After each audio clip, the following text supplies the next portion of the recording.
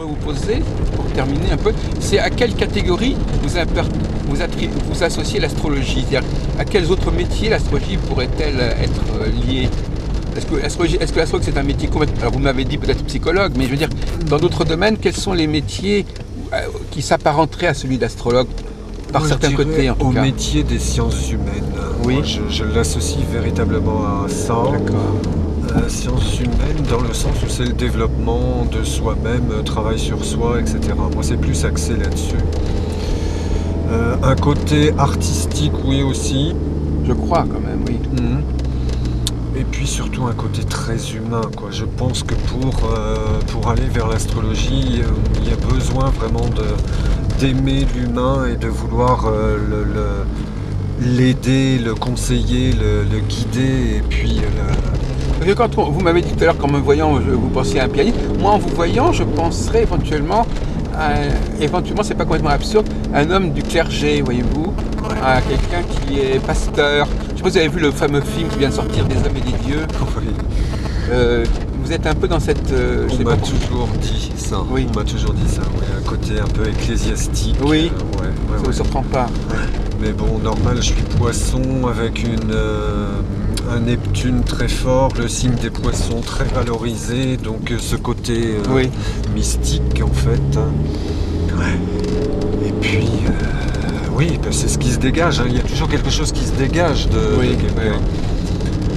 Mais peut-être j'étais, j'en sais rien, un prêtre ou je ne sais quoi dans une autre vie. Oui, peut-être que vous n'avez plus à l'être. Mais enfin, c'est vrai que c'est un métier qui souvent s'apparente un peu à celui comme on dit souvent, le confesseur. Voilà, tout à fait.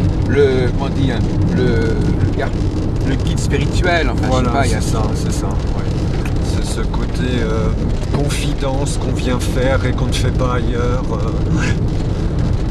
C'est vrai. Et moi je dirais c'est un métier fabuleux quand il y a vraiment compréhension entre l'astrologue et le client. Oui, intercompréhension. Voilà. Sinon, c'est vrai que ça peut être... Moi, je me souviens de consultations où c'était assez... laborieux. Fatigant. Je sortais de consultation épuisé parce que... essayant de faire passer un message qui malgré tout n'arrivait. Voilà. Ben oui, mais c'est un point qu'on n'a pas abordé, mais effectivement, la coopération du client, s'il n'a aucun sens de l'abstraction, s'il ne comprend que des choses qui sont exactement ce qu'il sait, au lieu de faire l'effort de faire un passage, c'est peut-être pour ça que les gens qui vont chez les voyants sont des gens qui n'ont pas beaucoup d'imagination. C'est-à-dire qu'il faut qu'on leur mette complètement les points sur les i, qu'on dise exactement ce qu'il en est, parce qu'autrement ils ne vont pas se reconnaître. Tandis que l'astro a besoin de gens qui se reconnaissent dans des profils qui ne sont pas encore complètement concrets, si vous voulez. Ce sont des esquisses. Il faut lui lancer une esquisse et à la personne de la développer.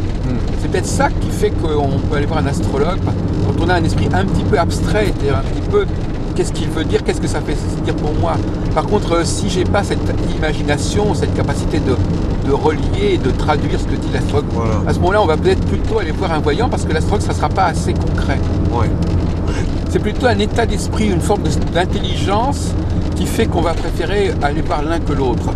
Pas assez concret, moi je reconnais que j'arrive à donner quand même des choses relativement concrètes. Quand mais relativement. Oui, relativement. Quand la personne est sur une piste, par exemple, on va développer cette piste où là je mets l'accent sur beaucoup de choses concrètes. Oui. Comme par exemple la notion de courir après le temps. La personne s'interdit plein de choses en utilisant des alibis, des prétextes. Cette notion du temps, courir après la montre. Oui, mais il faut quand même qu'elle fasse l'effort de voir en quoi ça la concerne, voyez-vous. Oui. Ça vous peut paraître évident, mais il y a des gens qui ne peuvent pas faire ça, qui ne savent pas faire ça. Ah oui. Je crois que vous êtes naturellement dans une certaine capacité d'abstraction, et vous trouvez ça tout à fait naturel, et vous appelez même pas ça de l'abstraction, à la limite. Et vos clients, ce que je veux dire, c'est que le mot abstraction fait un petit peu peur, mais en réalité, on est dans l'abstraction dès qu'on ne dit pas exactement ce qu'on sait, dès qu'on n'écrit pas exactement un objet qu'on voit, on est dans l'allusion, on est dans l'abstraction. Et l'astrologue doit avoir un certain sens de l'abstraction, tout comme son client.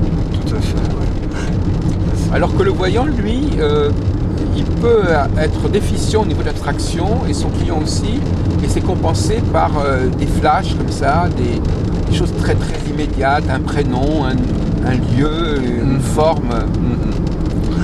Parce que même quand vous dites à la personne qu'elle a un rapport au temps qui est problématique, c'est déjà de l'abstraction, même si, parce que ça peut être compris de façon extrêmement différente.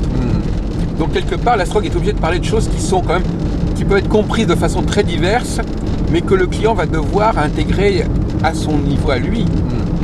Et ce niveau donc paradoxalement, pour pouvoir rendre quelque chose, pour pouvoir faire de l'abstraction quelque chose de concret, il faut être soi-même abstrait. Pour justement que cet abstrait parle et fasse sens.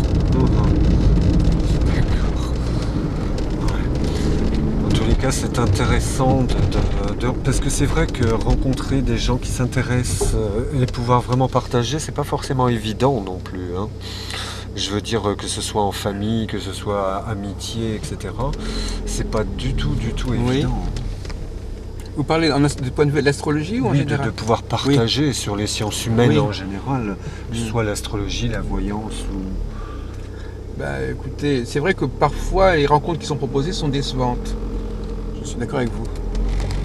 Il y a des gens qui organisent des réunions, par exemple à Bordeaux, il y a tous les ans une réunion à Bordeaux, au mois d'avril, organisée par l'atelier d'astrologie d'Aquitaine, mais finalement ce sont souvent des conférences il n'y a pas vraiment de discussion entre les gens, c'est des informations, c'est des cours magistraux. D'accord. Alors que nous, notre spécialité, c'est d'organiser des véritables colloques, mais c'est pas facile non plus de vivre un colloque, parce qu'on est impliqué. On a des gens qui ne sont pas d'accord avec vous. Oui, mais ça fait partie. Mais écoutez, on vous invitera à nos colloques, on vous tiendra au courant des colloques que nous organisons. On en a fait 2 à Rennes cette année, puisque vous avez vécu à Rennes, en tout cas vous êtes allé à Rennes. Moi je me vois très bien dans une réunion comme ça, effectivement. D'accord. Alors ça c'est vrai que c'est le genre de choses qui m'intéresse, à savoir que là moi le temps c'est vrai que il faut que je le programme quoi en fait je veux dire, hein, c'est-à-dire un bon petit moment avant pour pouvoir être disponible. Parce que j'ai l'impression qu'effectivement vous êtes un peu esclave du temps. Enfin, je sais pas, en tout cas vous parlez beaucoup du temps et je ne sais pas ce que ça représente, mais c'est vrai que c'est un poids le temps. Hein. Oui, un poids, je sais pas, mais en tous les cas, c'est vrai que je regarde toujours le temps, l'heure, parce que mes journées sont vraiment minutées. C'est vrai ? Oui. Mais je vais couper là. Voilà, donc nous sommes sur le quai du départ. Alors quelles sont vos paroles d'adieu, si on peut dire, Jackie Brunet. Je dirais plutôt au revoir. Et pour que les gens viennent vous voir, justement, en l'occurrence. Voilà, donc, je pense m'être fait compris donc, au niveau de l'entretien qu'on a pu avoir, c'est-à-dire une astrologie qui peut apporter beaucoup au niveau du développement personnel et puis surtout faire avancer, évoluer pour éviter de retomber dans des difficultés, des problèmes répétitifs. Et donc, je vous remercie aussi, Jacques Heilbronn, par rapport à tout ce grand déplacement que vous avez effectué. Oui, bien sûr. Enfin, vous savez, je suis même allé au Québec, donc c'est quand même relativement. Mais c'est vrai que c'est un peu le bout du monde, un peu ici, hein, effectivement. Mais pour rebondir un peu sur ce que vous dites, parce que vous avez encore quelques secondes, cette notion de répétition, elle fait évidemment écho à la notion de cyclicité en astrologie. Tout à fait, c'est ça. Donc, c'est peut-être comme ça que les gens peuvent être attirés par l'astrologie. Oui. Parce que quand on demande aux gens, qu'est-ce qui est astrologique dans votre vie, ou dans la vie des êtres humains, est-ce que c'est pas justement ce qui se répète quelque part? Mais si, puisque tout est cyclique. Est-ce que ça n'est pas là qu'on palpe l'astrologie de manière plus tangible dans ce qui est cyclique? Alors justement, est-ce que ce qui est cyclique c'est souhaitable ou est-ce que c'est à éviter? Parce que finalement c'est un petit peu l'essence même de l'astrologie, d'être dans la cyclicité. Et vous-même vous dites aussi, mais qu'il y a des gens qui souffrent de choses qui reviennent. Mais je crois qu'on ne peut pas les éviter, les cycles, puisqu'ils font partie du cosmos. Il y a peut-être les bons cycles et les mauvais cycles. Il y a peut-être des cycles qui ont vraiment une fonction fondamentale et d'autres cycles qui sont des les cycles que nous subissons et qui sont pathologiques. Je dirais des cycles à connaître et à utiliser le mieux possible, tout simplement, parce qu'on ne peut pas aller contre ces cycles, on ne peut que les utiliser ou tomber dedans. Donc l'astrologie nous dirait quels sont les cycles que nous devons traverser ou vivre. Et comment mieux les vivre, en fait. Toujours rester sur ce côté positif de la vie. C'est ce que je dis toujours. Voilà, bien, écoutez, moi je crois que vous êtes effectivement, vous êtes né un peu pour conseiller les âmes, un peu pour y guider.